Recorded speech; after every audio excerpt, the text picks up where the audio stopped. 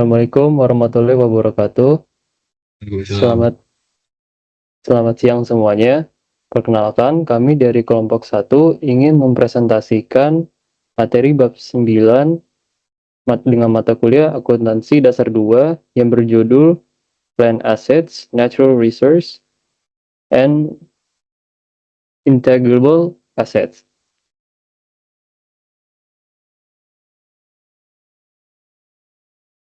Sebelumnya, perkenalkan, nama saya Rizkyano Mandaki dengan NIM 2024-732. Perkenalkan, nama saya Muhammad Fatul Ihsan dengan NIM 2024-723. Perkenalkan, nama saya Givari Aldita Fatin dengan NIM 2024-733.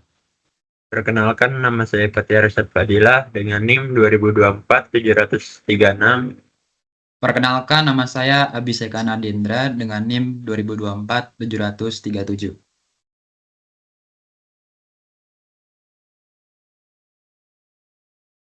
Baik, saya akan memulai dengan materi pertama, yaitu Plant Assets. Sebelumnya, apa itu Plant Assets? Plant Assets atau dalam bahasa Indonesia yaitu aset tetap adalah suatu sumber daya yang memiliki wujud fisik, dapat digunakan dalam operasi bisnis, berguna dalam kurun waktu beberapa tahun, dan tidak dapat dijual kepada siapapun. Contohnya seperti tanah, properti, pabrik, dan peralatan. Berikutnya yaitu the cost of plant assets. The cost of plant assets terbagi menjadi 4, yaitu yang pertama tanah atau land. Nah, tanah atau lahan adalah suatu properti atau aset tetap yang biasa dimiliki oleh semua orang. Dengan ini, biaya yang diperlukan untuk menyiapkan tanah supaya siap digunakan dan dapat menambah akun tanah pada jurnal di bagian debit. Biayanya meliputi harga pembelian, biaya sertifikat dan biaya pengacara, komisi pialang real estate, pajak properti, dan hak gadai. Contoh jurnalnya bisa seperti ini, yaitu land pada cash atau akun land pada bagian debit dan akun cash atau kas pada bagian kredit. Berikutnya yaitu perbaikan lahan atau land improvement. Perbaikan lahan adalah penambahan struktural dengan manfaat umur yang terbatas. Hal ini membuat biayanya mencakup semua pengeluaran yang diperlukan untuk segala perbaikan supaya siap untuk digunakan. Contoh lahan yang sering dilakukan perbaikan dapat berupa tempat parkir, pagar taman, jalanan umum, sampai alat penyiram bawah tanah.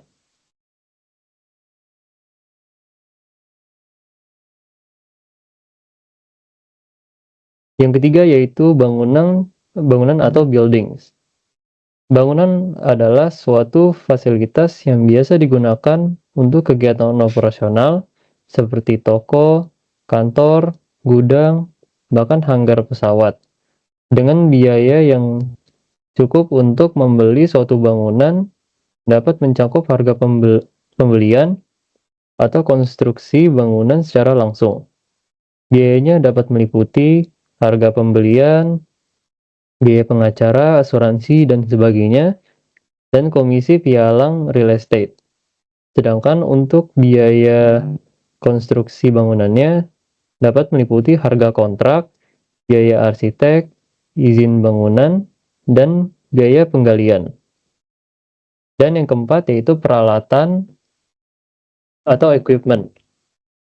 Peralatan termasuk ke dalam beberapa aset yang biasa digunakan dalam membantu proses operasional, seperti toko jual beli, pabrik, truk pengiriman barang, hingga pesawat terbang. Sehingga diperlukan biaya yang cukup untuk memperoleh peralatan dan mempersiapkannya untuk digunakan. Biayanya dapat meliputi harga pembelian, pajak, biaya kiriman, asuransi selama perjalanan, dan biaya perakitan dan pengujian. Contoh jurnalnya bisa seperti ini, yaitu equipment pada cash.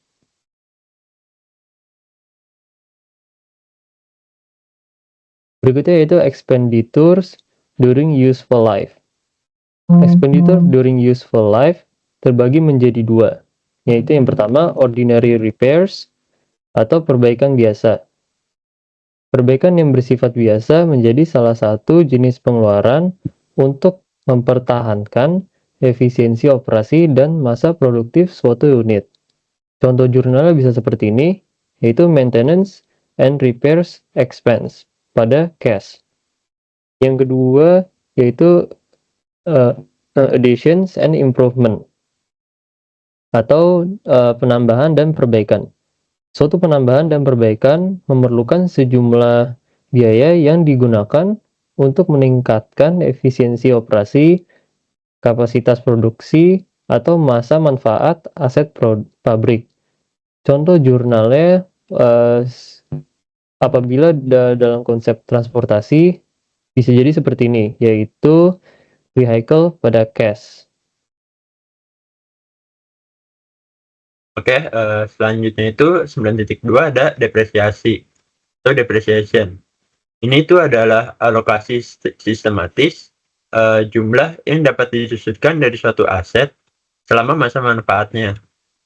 Alokasi biaya ini memungkinkan perusahaan untuk mencocokkan pengeluaran dengan pendapatan secara tepat sesuai dengan prinsip pengakuan biaya. Ini tuh berlaku untuk perbaikan lahan, bangunan, dan peralatan. Setiap aset dalam kelas ini tuh dianggap sebagai aset yang dapat disusutkan. Kenapa? Ini tuh karena kegunaan bagi perusahaan dan kemampuan menghasilkan pendapatan dari aset akan menurun selama masa manfaat aset tersebut.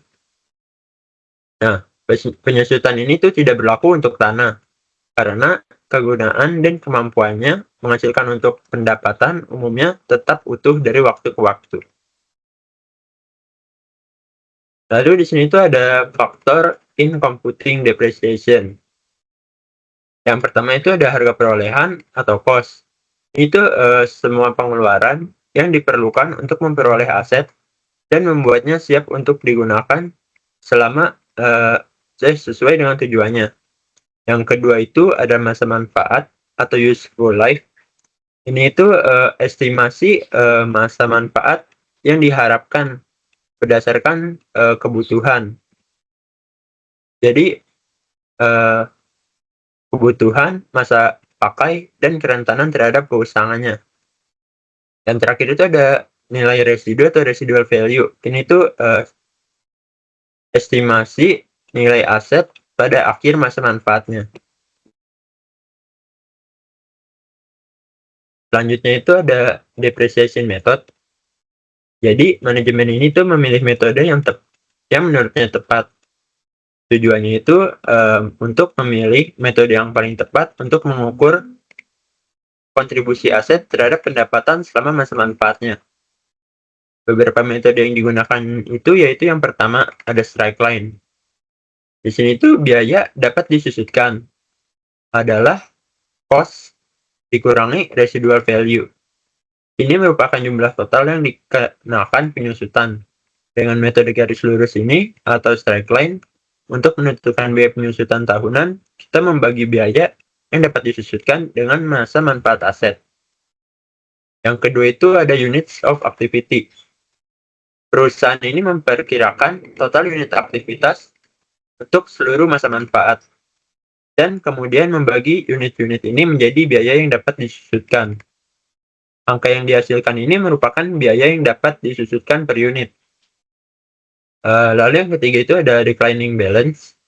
Jadi perusahaan ini menghitung biaya penyusutan tahunan dengan mengalihkan nilai buku di awal tahun dengan tarif penyusutan saldo menurun. Nah, di sini tuh ada contoh depreciation. Jadi di sini ada disuruh bandingkan ketiga metode penyusutan yang tadi menggunakan data dari di sini truk pengiriman kecil ini dibeli oleh Barb Floris pada tanggal 1 Januari 2025. Jadi di sini itu diketahui kalau ada cost-nya itu 13.000 euro lalu ada expected residual value-nya itu 1.000 euro, dan estimate useful life in years-nya itu 5 tahun, dan estimated useful life in miles-nya itu 100.000 miles. Nah, di sini ada yang metode pertama, straight line method. Jadi rumusnya itu cost dikurang residual value dibagi dengan useful life. Useful life-nya ini useful life yang tahun. Jadi 13.000 dikurang 1.000 dibagi 5 tahun.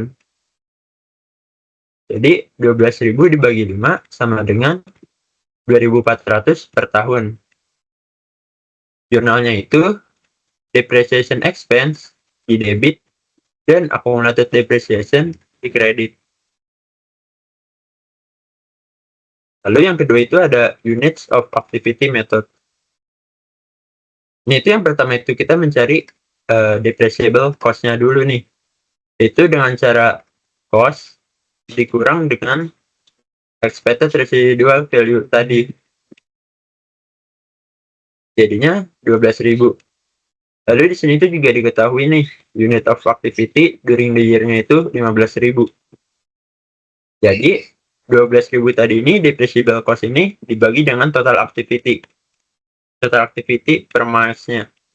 Jadi 12.000 dibagi dengan 100.000 sama dengan 0,12 per unit. Jadi annual depreciation expense-nya ini 15.000 tadi yang unit of activity during the year dikali dengan 0,12 per unit ini. Hasilnya itu 1.800.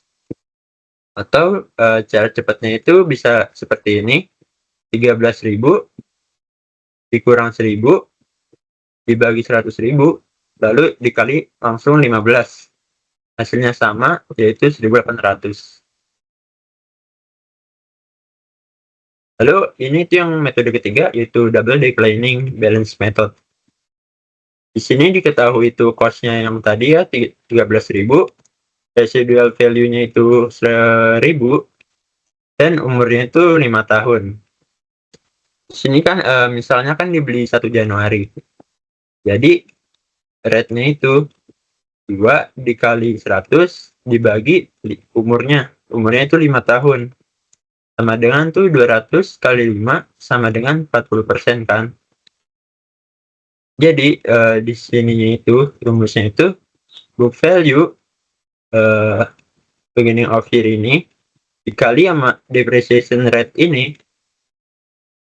Jadi nanti hasilnya itu annual depreciation expense-nya.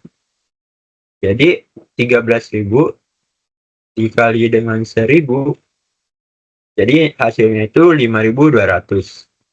Lalu di tahun berikutnya ini jadi ini tuh dikurangin dengan ini. Jadi hasilnya di sini dilanjut lagi 40% dikali 40% sama dengan 3.120. Lanjut lagi 4.680 dikali dengan 40% sama dengan 1.872 sampai nanti hasilnya itu harus sama dengan 12.000 di sininya. Kenapa? Karena tadi residual value-nya itu 1.000 di sini.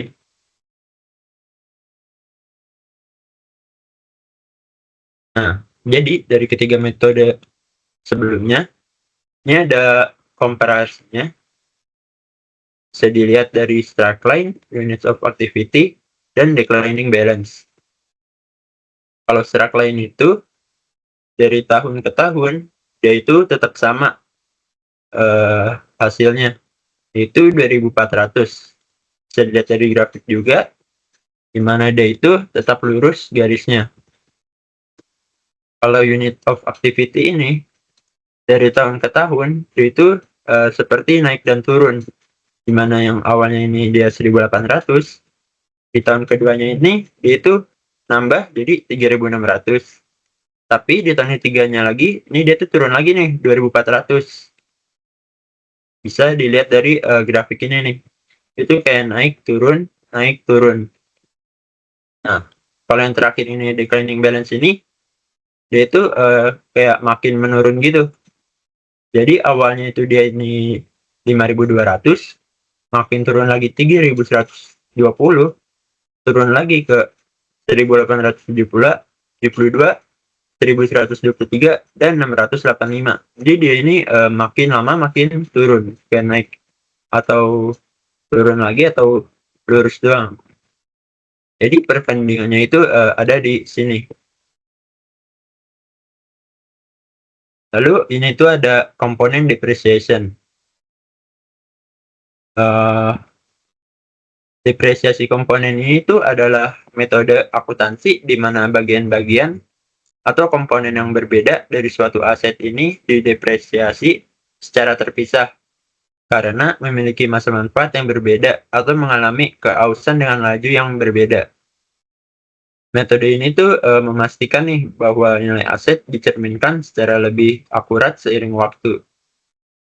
Contoh ilustrasinya itu seperti asumsinya tuh nih, Texture Construction ini membangun gedung perkantoran seharga $4 juta, belum termasuk biaya tanahnya. Jika $4 juta ini dialokasikan selama masa manfaatnya gedung, yaitu 40 tahun, Texture ini melaporkan penyusutan sebesar 100.000, atau $4 juta ini dibagi dengan 40 tahun ini. Ini jadinya 100.000 per tahun, dengan asumsi penyusutan garis lurus dan tanpa nilai sisa. Namun, sekarang ini asumsikan bahwa $3.200.000 ini dari biaya bangunan terkait dengan sistem pemanas, ventilasi, dan pendingin udara, atau bisa disingkatnya itu HVAC, dan 600.000 ini terkait dengan lantai. Jadi karena sistem HVAC ini memiliki masa penyusutannya itu hanya 5 tahun dan lantai itu memiliki masa penyusutannya itu 10 tahun, Texture ini harus menggunakan penyusutan komponen. Texture ini harus mengklasifikasikan ulang nih 3.200.000-nya ini dari biaya bangunan ke sistem HVAC dan 600.000 ini ke biaya lantai. Jangan asumsikan ini bahwa Texture menggunakan penyusutan garis lurus. Di sini ada ilustrasi ininya, di mana building cost adjustednya itu yang dari awal nih itu harga bangunan dikurang dengan biaya HVAC dikurang lagi dengan biaya lantai.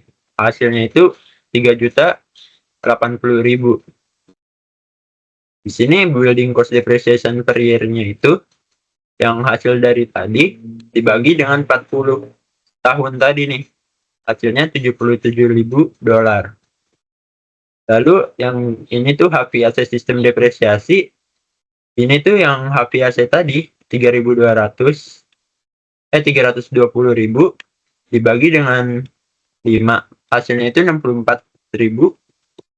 Lalu floor tadi atau biaya lantai tadi 600.000 dibagi dengan 10 tahun, hasilnya itu 60.000. Jadi total komponen depresiasi per tahunnya itu kalau ditotalkan bisa mencapai 201.000.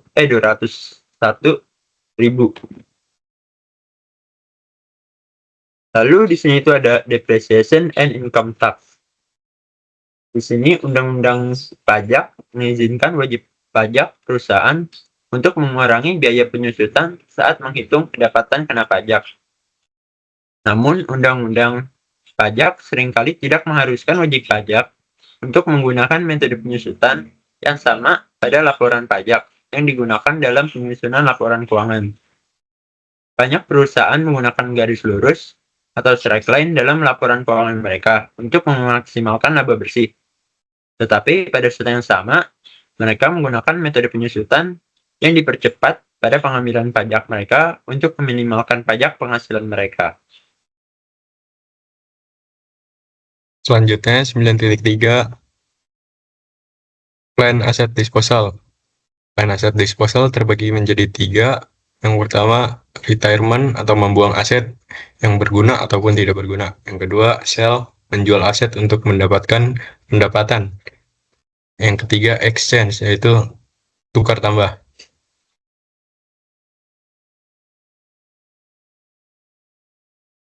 Selanjutnya pengertian dari retirement adalah penghapusan atau penghentian penggunaan aset tetap atau plan aset dari catatan keuangan perusahaan tanpa adanya penjualan atau pergantian dengan aset lain.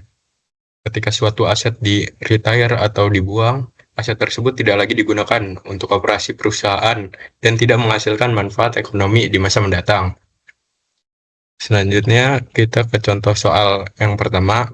Jadi Hobart ini menghentikan penggunaan printer komputernya yang seharga 3.200 euro dan memiliki depreciation penyusutan sebesar 32.000. Oleh karena itu, peralatan tersebut disusutkan sepenuhnya hingga nilai bukunya 0. Entry untuk mencatat penghentian penggunaan ini adalah sebagai berikut. Jadi jurnalnya itu hanya accumulated depreciation equipment pada equipment sebesar 32.000. Selanjutnya kita ke retirement soal yang kedua.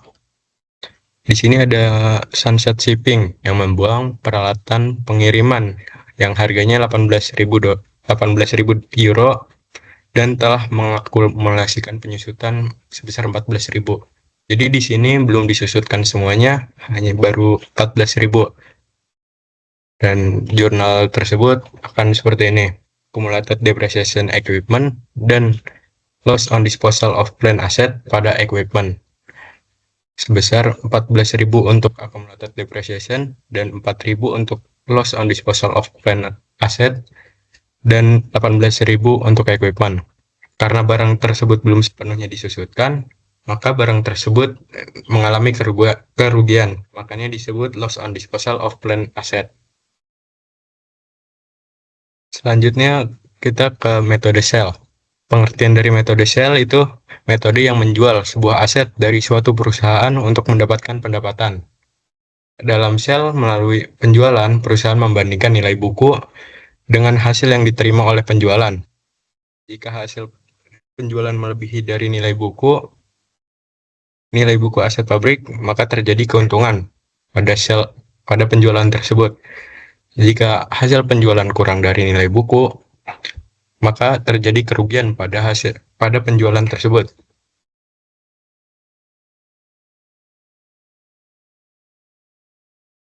Selanjutnya kita ke contoh soal yang sell. Pada tanggal 1 Juli 2025, Wright menjual perabot kantor seharga 16.000 euro secara cash. Perabot kantor tersebut awalnya berharga 60.000 euro.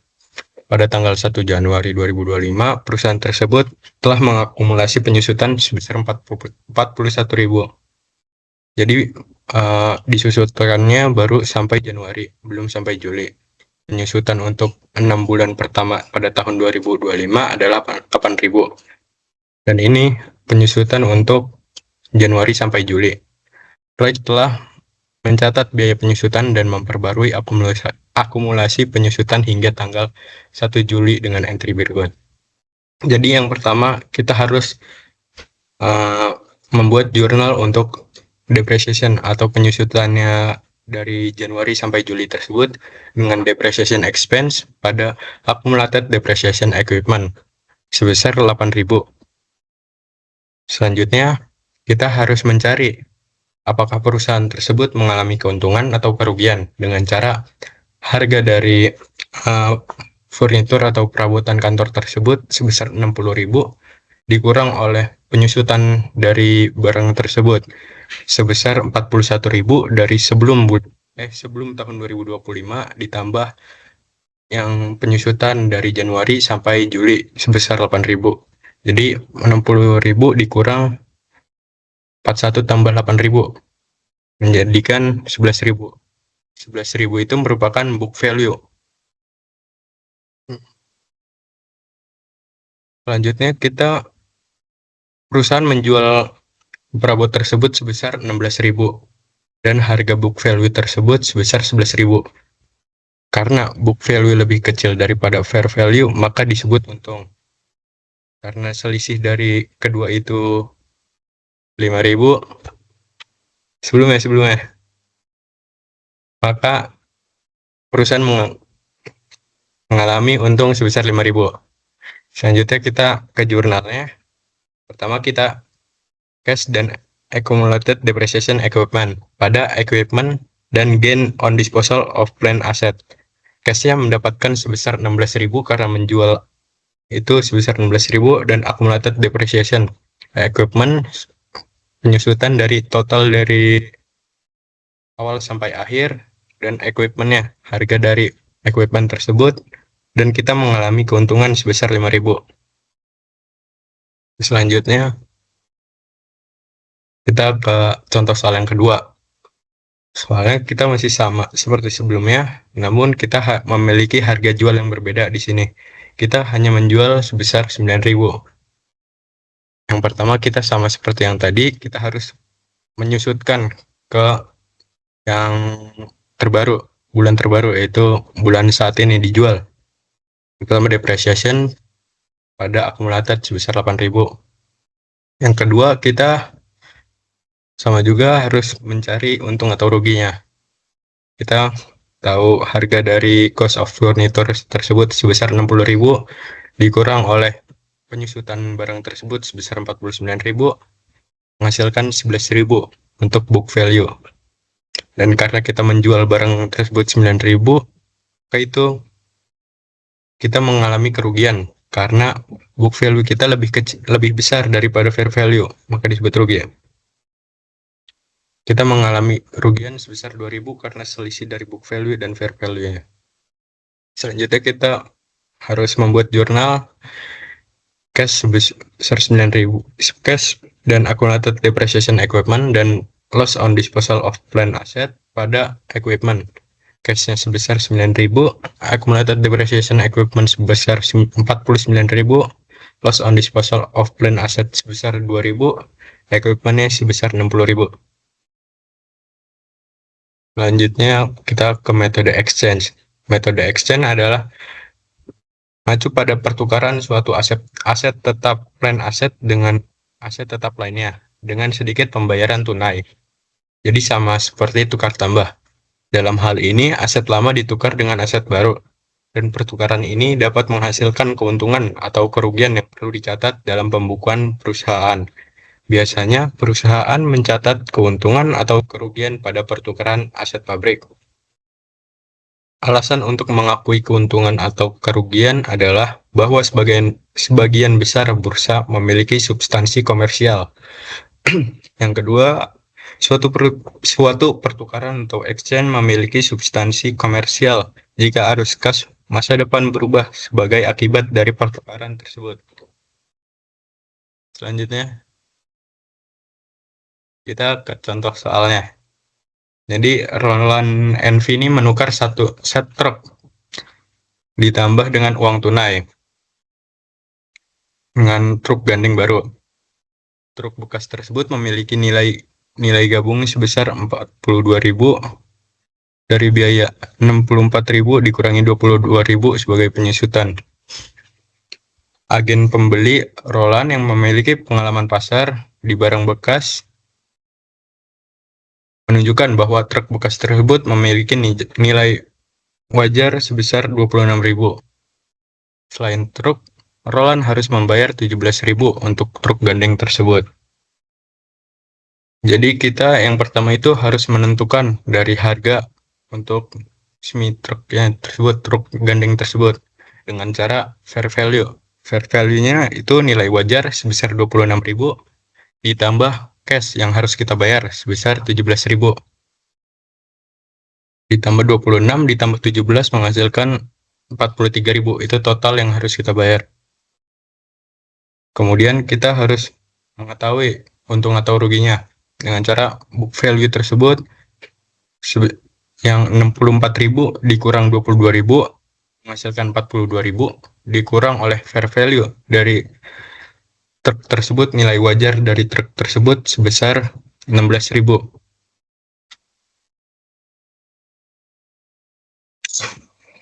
Karena book value lebih besar daripada fair value, maka kita mengalami kerugian. Dan kerugian tersebut mencapai sebesar 16.000. Dan kita harus membuat jurnalnya itu equipment equipment yang baru, dan accumulated depreciation equipment, dan loss on disposal of plan asset pada equipment dan cash. Equipment yang barunya tersebut sebesar 43.000, terus accumulated depreciation-nya sebesar 22.000, loss on disposal of plan asset sebesar 16.000, equipment yang lama memiliki harga 64.000, dan cash kita bayar sebesar 17.000. Selanjutnya, contoh soal yang kedua. Jadi, Roland ini menukar satu truk bekas ditambah dengan truk gandeng baru. Truk tersebut memiliki nilai book value gabungan sebesar 12.000 dari biaya 40.000 dikurangi 22.000 dari penyusutan depreciation. Agen pembelian Roland yang berpengalaman di pasar barang bekas menunjukkan bahwa truk bekas tersebut memiliki nilai wajar sebesar 19.000, fair value-nya sebesar 19.000.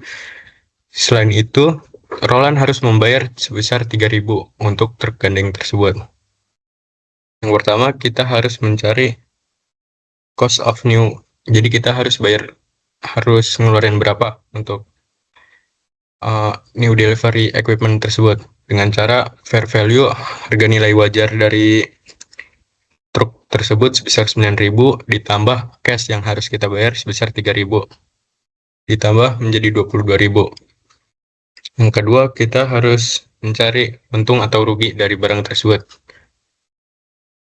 dengan cara fair value all delivery equipment sebesar 9.000 dikurang book value sebesar 12.000.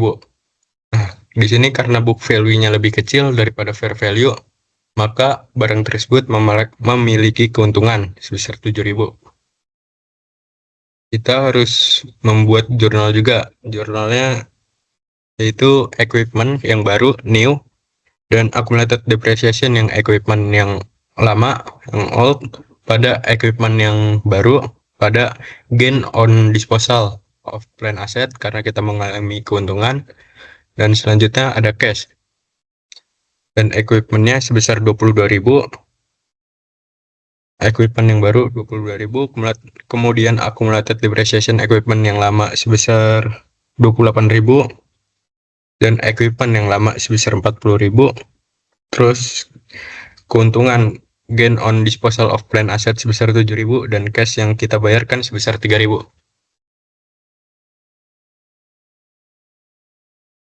Selanjutnya, kita akan membahas materi 9.4 tentang Natural Resources and Intangible Assets. Next. Oke, jadi Natural Resources itu dalam bahasa Indonesianya sumber daya alam, itu meliputi sumber daya biologis seperti kayu dan sumber daya mineral seperti minyak, gas, dan batu bara. Biaya perolehan sumber daya alam ini disebut sebagai biaya akuisisi dan diakui sebagai aset hingga sumber daya tersebut diekstraksi atau digunakan.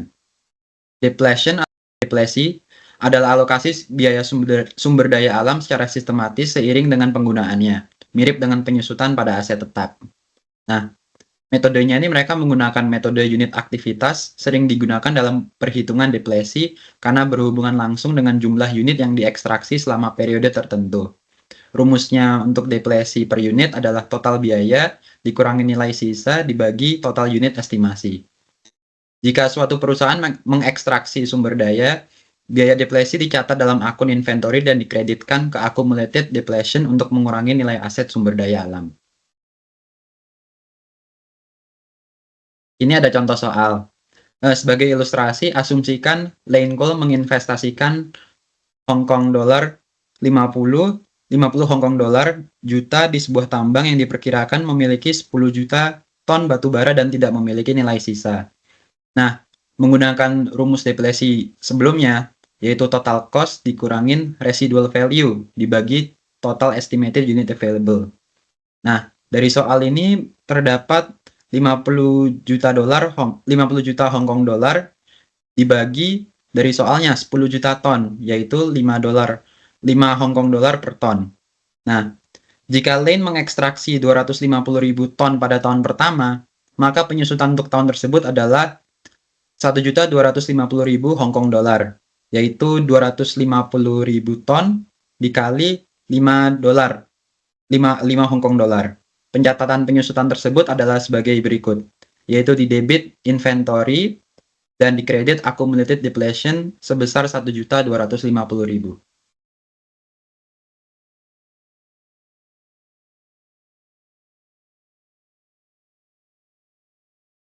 Ada materi berikutnya, aset tidak berwujud atau intangible asset.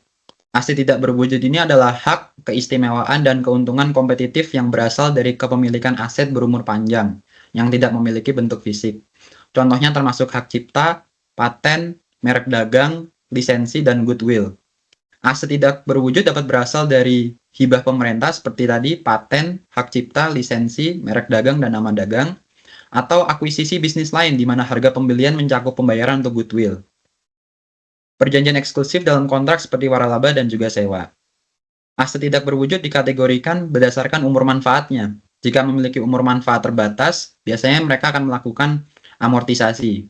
Tetapi jika memiliki umur manfaat tidak terbatas, asetnya tidak diamortisasi. Nah, untuk pencatatan amortisasi dilakukan dengan mendebit amortization expense dan juga mengkredit aset tidak berwujud atau akun kontra seperti accumulated amortization.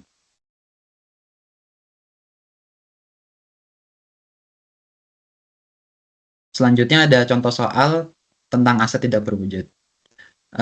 Aset tak berwujud biasanya diamortisasi secara garis lurus atau straight line.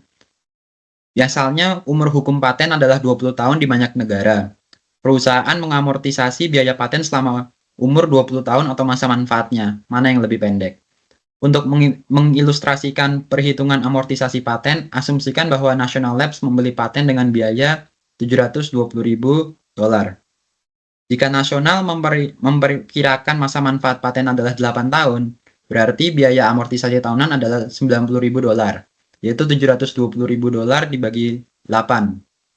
Nasional mencatat amortisasi tahunannya sebagai berikut, yaitu di debit amortization expense pada kredit equipment sejumlah 90.000.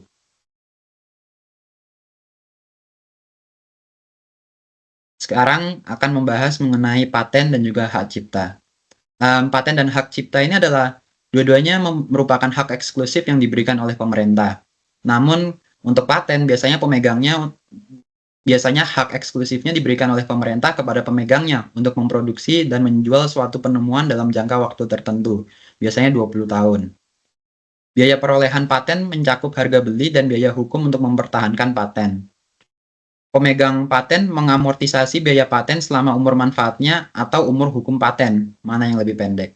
Jika paten digugat dan perusahaan menang dalam pembelaan patennya, biaya hukum tersebut akan ditambahkan ke nilai paten dan diamortisasi selama sisa umur manfaat paten.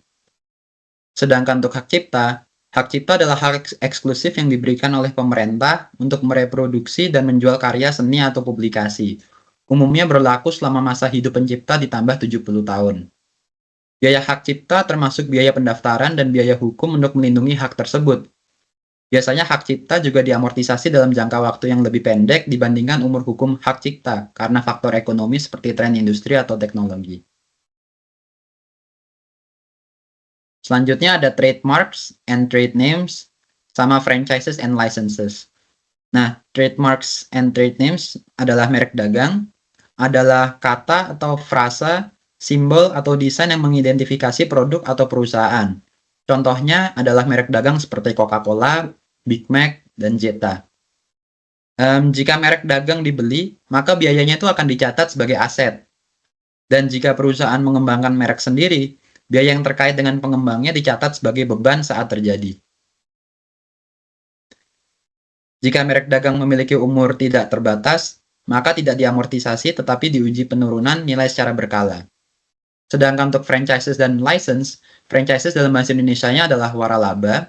Waralaba adalah perjanjian antara pemberi waralaba dan penerima waralaba untuk menggunakan merek dagang, produk, atau layanan tertentu. Contoh perusahaannya ini bisa seperti Subway atau Europcar. Licenses bahasa Indonesianya adalah lisensi, adalah izin yang diberikan oleh pemerintah atau otoritas tertentu untuk menjalankan bisnis dalam batasan tertentu. Nah, biasanya biaya perolehan waralaba atau lisensi diakui sebagai aset tak berwujud. Lalu jika memiliki umur terbatas, biasanya biaya diamortisasi selama umur manfaatnya. Tetapi jika tidak memiliki umur tidak terbatas, tidak diamortisasi tetapi diuji untuk penurunan nilai secara berkala. Selanjutnya ada goodwill dan research and development cost. Goodwill adalah kelebihan harga beli suatu bisnis dibandingkan dengan nilai wajar aset bersihnya. Ini mencerminkan faktor seperti reputasi perusahaan, loyalitas pelanggan, dan efisiensi operasional. Goodwill hanya dicatat ketika suatu bisnis diakuisisi dan tidak dapat dikaitkan dengan aset individual. Goodwill ini juga tidak diamortisasi karena dianggap memiliki umur tidak terbatas. Goodwill juga dapat mengalami penurunan nilai jika perusahaan menentukan bahwa nilai goodwill telah berkurang secara permanen. Sedangkan untuk research and development cost, ini adalah biaya penelitian dan pengembangan atau R&D adalah pengeluaran yang bertujuan untuk menghasilkan inovasi baru seperti paten, produk baru, atau teknologi baru. Biaya penelitian selalu dibebankan sebagai beban saat terjadi, dan biaya pengembangan dibebankan hingga kelayakan teknologi tercapai. Setelah itu, biaya dapat dikapitalisasi sebagai biaya pengembangan dan diakui sebagai aset tak berwujud. Selanjutnya ada contoh soal untuk research and development cost. Sebagai ilustrasi, asumsikan bahwa Laser Scanner Ltd menghabiskan $1 juta untuk penelitian dan $2 juta untuk pengembangan produk baru. Dari biaya pengembangan sebesar $2 juta, $400.000 dikeluarkan sebelum kelayakan teknologi dan $1.600.000 dikeluarkan setelah kelayakan teknologi dibuktikan. Perusahaan akan mencatat biaya-biaya ini sebagai berikut. Nah, dari soal ini ada biaya pengembangan sebesar $2 juta dan telah dikeluarkan $400.000. $1 juta ini dipakai untuk penelitian, maka research and development expense-nya di debit adalah $1 juta ditambah $400.000. Makanya nilainya $1,4 juta. Lalu development cost-nya juga di debit adalah nilai dari aset tak berwujud, yaitu total dari $1 juta untuk penelitian ditambah $2 juta untuk pengembangan produk baru, yaitu $3 juta. Lalu $3 juta ini dikurangin dengan research and development expense senilai $1,6 juta. Untuk kreditnya adalah cash, yaitu $3 juta, total dari $1 juta ditambah $2 juta. Selanjutnya yaitu statement presentation and analysis. Saya akan menjelaskan di bagian presentasi dulu. Jadi bagian ini itu membahas bagaimana aset tetap atau plan aset dan sumber daya natural atau natural resource dan aset tak terwujud atau intelligent aset disajikan dianalisis dalam laporan keuangan. Biasanya aset ini dibagi menjadi dua kategori utama. Yang pertama ada property, plant, dan equipment atau bisa disebut PPE. Ini mencakup tanah, bangunan, peralatan, dan sumber daya alam. Jadi perusahaan juga mencatat depresiasi untuk menghitung nilai aset setelah digunakan dalam jangka waktu tertentu. Selanjutnya ada intelligible asset atau aset tak terwujud, tak berwujud. Ini mencakup paten, merek dagang, goodwill, dan aset lain yang memiliki bentuk fisik tetapi memiliki nilai ekonomi.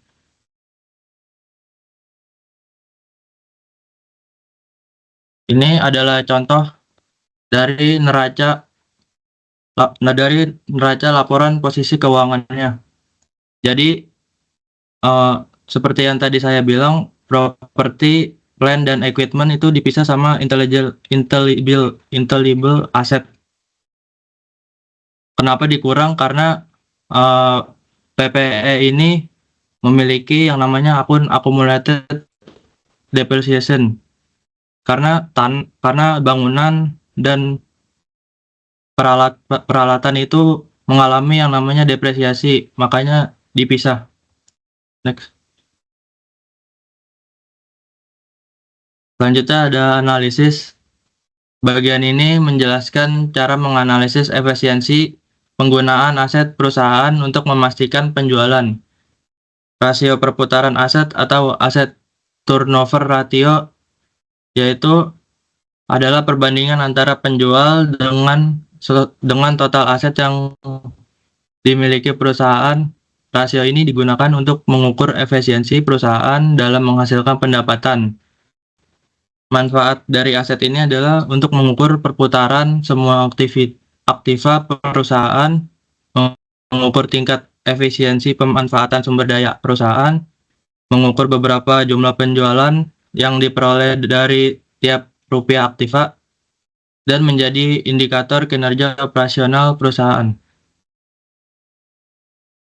Jadi di sini ada contoh soal, yaitu penjualan bersih LG untuk tahun terakhir adalah 58,140 miliar won. Total aset akhir tahun adalah 35,58 miliar won dan aset awal adalah 34,766 miliar won. Jadi diketahui net sale adalah 58,104 won, total aset awal adalah 34,776 won dan total aset akhir adalah 35,52 won. Jadi ini adalah contoh perhitungannya, yaitu net sales dibagi average total aset sama dengan aset performance. Sekian presentasi dari kelompok kami. Terima kasih. Wassalamualaikum warahmatullahi wabarakatuh.